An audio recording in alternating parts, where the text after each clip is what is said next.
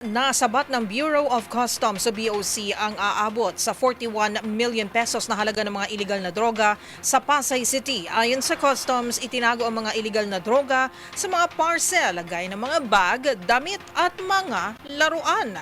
Ang buong detalye babalita live ni Giselle Ricafort. Giselle?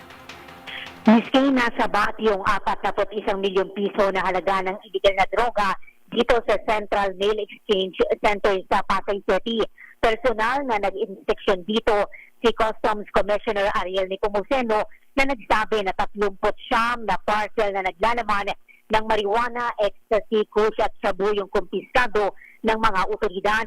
Mula ang mga ito sa India, Amerika, Germany, Spain, Canada, United Kingdom, maging doon sa Netherlands.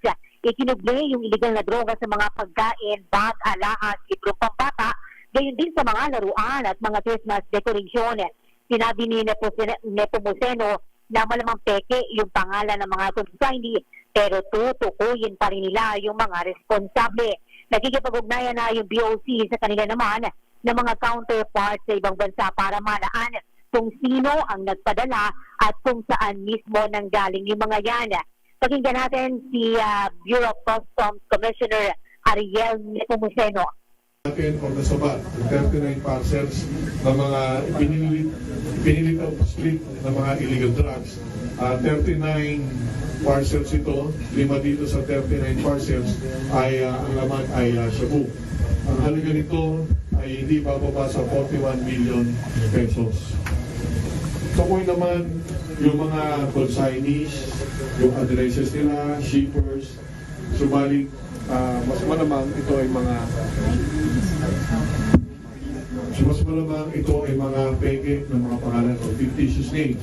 Ngayon pa man, pipilitin pa rin ng PIDEA. Sa harap ng media, isinalang ng Customs yung mga illegal na droga sa scanning at paunang verifikasyon. Gumamit sila ng K9 unit at illegal substance detector kung saan tawang nagpositibo yung mga illegal na droga na isinalang doon.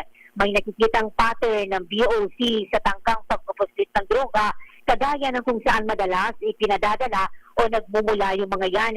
Aminado naman yung Customs na wala pa silang nasusupol sa mismong claimant ng mga parcel. Para sa NBC-TV Network News, ito si Giselle Ricafort para sa Deezer H, una sa Pilipinas, una sa Pilipino. Maraming salamat, Giselle Ricafort.